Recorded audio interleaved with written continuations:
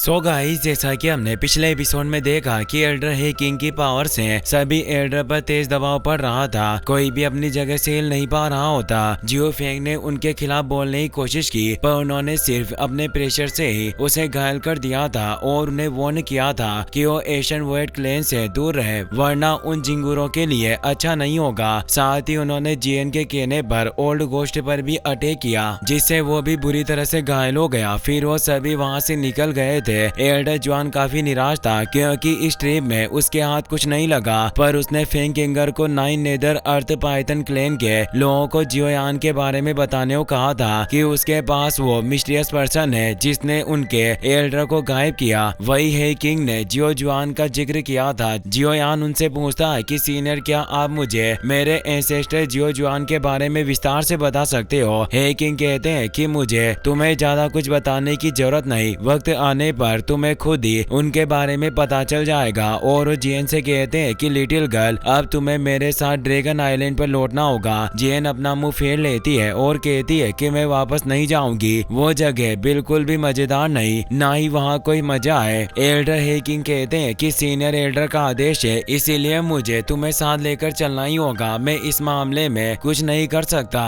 साथ ही तुमने अभी तक एशियन ड्रैगन क्लैन की विरासत को भी पूरा नहीं किया है, जिससे तुम्हारी पावर नहीं बढ़ी, और अब तुमने ड्रैगन फिनिक्स ओरिजिन फ्रूट को भी हासिल कर लिया है, इसीलिए तुम्हें उस फ्रूट का एजो करने के लिए वापस एशियन वॉइड ड्रैगन क्लैन में लौटना चाहिए। जियन कहती है कि मुझे आपकी कोई बात नहीं सुननी, और वो जियोयान के पीछे जाकर छिप जाती है और उन्हें चिढ़ाने लगती है। एल्डर हे किंग कहते हैं कि तुम अपनी करंट स्ट्रेंथ के साथ जियोयान के साथ रहोगी तो तुम उस पर सिर्फ एक बोझ ही बनोगी। क्या पता एक दिन तुम्हारी वजह से जियोयान की जान मुसीबत में पड़ जाए, इसीलिए एक बार तुम अपनी एशियन वॉइड ड्रैगन की विरासत को पूरा कर लो तो तुम्हारी ताकत काफी बढ़ जाएगी और कोई भी तुम्हें फिर कहीं भी जाने से नहीं रोकेगा। साथ ही उस समय तुम किसी पर बोझ भी नहीं रहोगी। जियोयान उनकी बातों को समझता है, पर जियन जियोयान से दूर नहीं होना चाहती थी, इसीलिए वो काफी दुखी होती है। जियोयान लिटिल फेई डॉक्टर भी काफी दुखी होते हैं। लिटिल फेई डॉक्टर कहती है कि अगर मेरे जाने से जियोयान सलामत रहेगा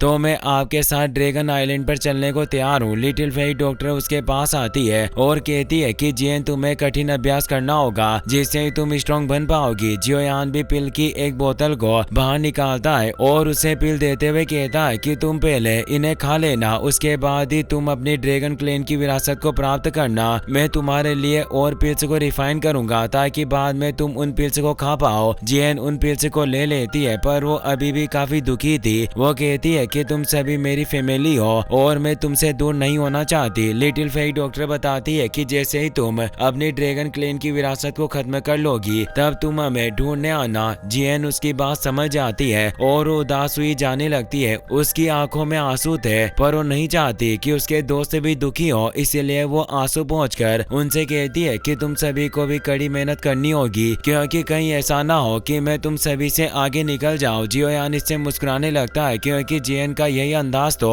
उसे पसंद है। वो कहती है कि तुम मेरे लिए एडवांस में पिल को रिफाइन करके रखना, क्योंकि ड्रैगन आइलैंड का खाना इतना अच्छा नहीं होता, इसीलिए जब मैं वापस लौटूंगी तो मैं काफी भूखी रहूंगी। जियोयान उसकी बात समझ जाता है। एल्डर हे किंग भी से इमोशनल हो जाते हैं। जियन उन सभी से बाय करती है। हे किंग कहते हैं कि बिग गाय जियोंग, तुम भी मेरे साथ आ सकते हो, क्योंकि तुम्हारे एशियन ड्रैगन बेयर क्लैन मेरे वॉइड एशियन ड्रैगन क्लैन का एक सब ओबीडेंट कबीला है, इसीलिए ड्रैगन आइलैंड पर हमारे साथ चलने से तुम्हें कई बेनिफिट मिलेंगे। जियोंग इससे काफी खुश होता है और वो उनके पास आ जाता है। हे किंग जियोयान से कहते हैं कि तुम्हें हॉल ऑफ सोल्स से केयरफुल रहना होगा, क्योंकि इस मामले के बाद वो तुम्हें आसानी से जाने नहीं देगा। जियोयान कहता है कि सीनियर, आपके इस रिमाइंडर के लिए आपका तहे दिल से शुक्रिया, लेकिन मेरे पिताजी को हॉल ऑफ सोल्स के द्वारा किडनैप कर लिया गया था, इसीलिए मैं पहले से ही हॉल ऑफ सोल्स के साथ लाइफ एंड डेथ की बैटल लड़ रहा हूँ। रिप्लाई में वो कहते हैं कि अगर ऐसी बात है तो तुम्हें केयरफुल रहना होगा और अपना ख्याल रखना।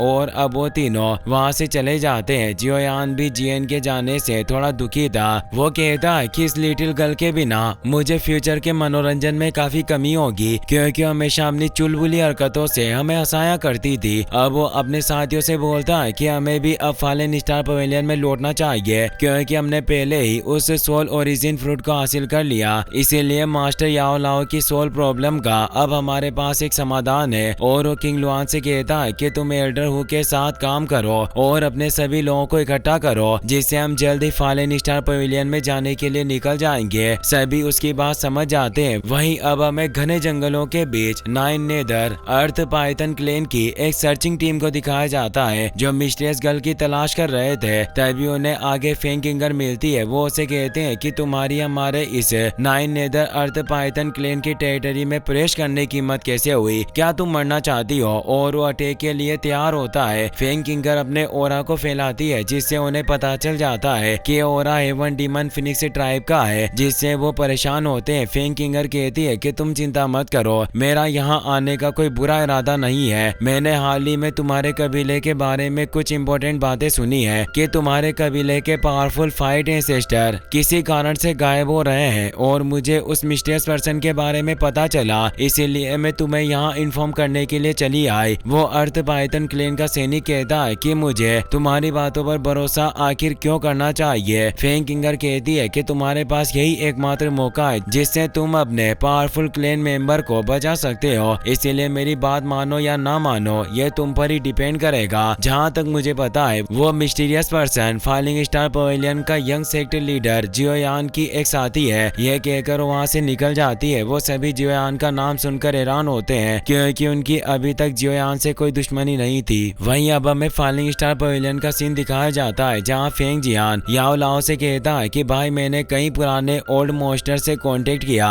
जिनके साथ हमारे अच्छे रिलेशनशिप हैं। वो सभी सहमत हो चुके हैं। एक बार तुम अपनी पीक पावर को रिस्टोर कर लो तो वो सभी फॉलिंग स्टार पवेलियन के गेस्ट एल्डर के रूप में शामिल हो जाएंगे। याओ लाओ कहते हैं कि अगर मैं अपनी पीक पावर को रिस्टोर कर सका तो हमारे फॉलिंग स्टार पवेलियन में होलो सोल्स का सामना करने की शक्ति होगी। इस तरह मैं उन्हें सुरक्षा की गारंटी दे सकता हूँ और सभी एल्डर हमारे साथ शामिल हो जाएंगे। फेंग जियान कहते हैं कि जियोयान और उसके साथी कई समय से बिस्ट डोमेन में है, वो जल्दी आने वाले होंगे। मैं इसी बात को लेकर उत्सुक हूँ कि उन्होंने सोल ओरिजिन फ्रूट हासिल किया या नहीं। ऐसा सुना गया है कि इस बार प्राचीन खंडरों में कई सारे स्ट्रॉन्ग मेंबर आए थे जिसमें वो होलो सोल्स के लोग शामिल थे। याओ लाओ कहते हैं कि तुम चिंता मत करो, सब कुछ ठीक होगा। तभी उन्हें जियोयान के ओरा का एहसास होता है जिससे वो खुश होते हैं कि वो वापस लौट आया और वो बाहर आ जाते हैं। बाहर फॉलन स्टार पवेलियन के डिसिबल भी शिप को देखकर खुश हो रहे थे। वो कहते हैं कि यंग पवेलियन मास्टर वापस लौट आए। जियोयान भी किंग लिन और अपने सभी दोस्तों के साथ अपने मास्टर के पास आने लगता है। याओ लाओ कहते हैं कि फाइनली जियोयान सही सलामत वापस लौट आया। वाकई काफी खुशी की बात है। जियोयान अपने मास्टर के पास आ जाता है। वो उन्हें और एल्डर फेंग जियान को रेस्पेक्ट देता है। याओ लाओ से पूछते हैं कि क्या तुम ठीक हो? जियोयान कहता है कि सब कुछ ठीक है, मैं अपने मिशन में फेल नहीं हुआ, मुझे सोल ओरिजिन फ्रूट मिल चुका है। फेंग जियान कहते हैं कि लड़के काफी अच्छा हुआ।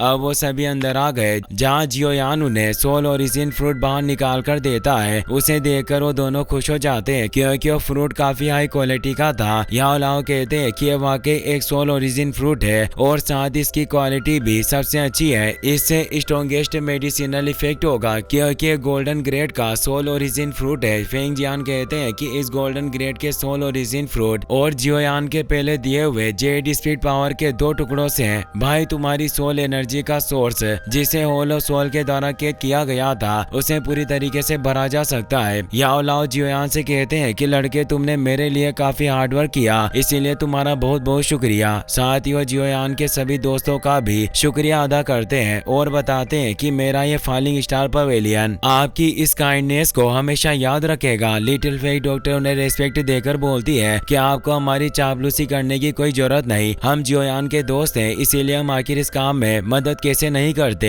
एल्डर तियानुओ भी कहते हैं कि ऐसी एक छोटी सी समस्या थी। याओ लाओ बोलते हैं कि जियोयान वाकई काफी भाग्यशाली है जो उसके पास आप जैसे दोस्त हैं। मैं भी इससे काफी ज्यादा खुश हूँ। और जियोयान से कहते हैं कि अगर उस वक्त तुम्हारे पिता को पता होता कि ये छोटा लड़का आगे चलकर एक इतना पावरफुल व्यक्ति बन जाएगा तो निश्चित रूप से उन्हें तुम पर नाज होता। जियोयान को भी अपने डेट की याद आने लगती है। साथ ही उसे ऑल ऑफ सोल्स पर गुस्सा भी आता है कि उनकी वजह से उसके पिता को बहुत दर्द झेलना पड़ रहा है। वो याओ लाओ से पूछता है कि मास्टर क्या आप जानते हैं कि मेरे पिता को ऑल ऑफ सोल्स के सेंट्रल प्लेन्स की कौन सी ब्रांच में रखा हुआ है? याओ लाओ निराश हुए कहते हैं कि उन्हें सेंट्रल प्लेन्स की किसी भी ब्रांच में नहीं रखा गया, वो किसी दूसरी जगह पर है। जियोयान भी दुखी होता है। याओ लाओ बताते हैं कि हॉल ऑफ सोल्स की फाउंडेशन और ताकत इतनी ज्यादा सिंपल नहीं है जिसे सतह से देखा जा सके। ये हॉल ऑफ सोल्स जितना ऊपर से दिखता है उससे ज्यादा इसकी जड़ें जमीन से मजबूत है। जियोयान पूछता है कि मास्टर आप कहना क्या चाहते हो, हॉल ऑफ सोल्स के पीछे क्या और दूसरी शक्तियां भी मौजूद है? याओ लाओ हमें जवाब देते हुए बताते हैं कि हॉल ऑफ सोल्स शुरू से ही काफी विशाल और मिस्टीरियस रहा है। मुझे जहाँ तक लगता है कि इस मिस्टीरियस हॉल ऑफ सोल्स के पीछे पावरफुल सोल कबीले का भी हाथ है। जियोयान कहता है कि क्या वो सोल क्लेन एक एशियन क्लेन के लेवल का हो सकता है जिसे प्राचीन काल से विरासत मिली हो? तो हमें जवाब देते हैं। जियोयान जोश के साथ कहता है कि इससे कोई फर्क नहीं पड़ता कि हॉल ऑफ सोल्स कितना भी मजबूत हो, मैं अपने पिता को जरूर बचा कर रहूंगा।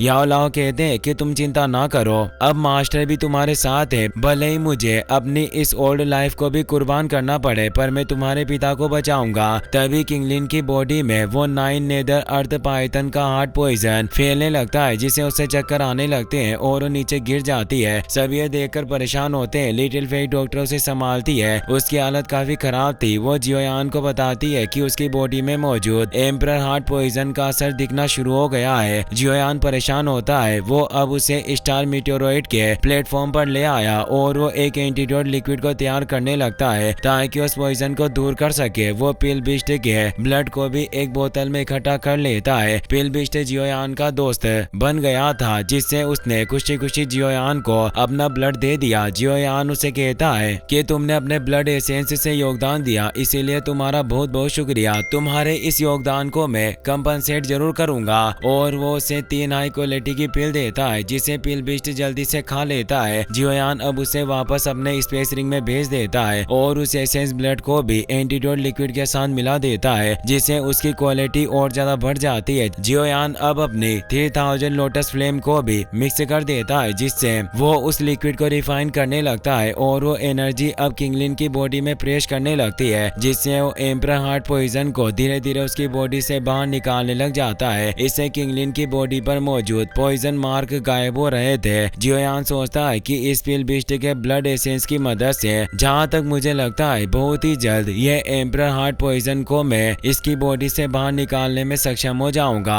हार्ट पॉइजन के बाहर निकालने से किंगलिन को भी दर्द हो रहा था। जियोयान दिन रात उस पॉइजन को बाहर निकालने में लगा हुआ होता है। वो कई सारे एंटीटॉक्सिन इंग्रेडिएंट को भी 3000 बर्निंग फ्लेम से उस लिक्विड में मिलाने लगता है जिससे वो किंगलिन की बॉडी में मौजूद काफी सारा जहर अब उसके मुंह से बाहर आने लगता है। जियोयान कहता है कि ऐसा लग रहा है कि अब उसकी बॉडी में काफी कम हार्ट पॉइजन बचा है, इसीलिए अब इस पॉइजन को पूरी तरीके से खत्म करने के लिए मुझे अपने लास्ट स्टेप को उठाना होगा। और वो अपनी 3000 लोटस फ्लेम को एक्टिवेट करके उसकी बॉडी से पॉइजन को पूरी तरीके से निकालने लगता है। पर तभी किंगलिन का फाइट स्पीड हो रहा एक्टिवेट हो जाता है जो उसकी बॉडी को कवर कर लेता है। तभी वो तेज दर्द से करहाने लगती है। काफी तेज एनर्जी वहाँ चारों तरफ फैल जाती है। जियोयान भी इससे दूर हो जाता है। तभी उसकी बॉडी में मौजूद पॉइजन से 9 नेदर पाइथन उसकी बॉडी के पीछे दिखाई देता है। जियोयान भी इससे घबरा गया। इसी के साथ ये एपिसोड यहीं पर खत्म हो जाता है।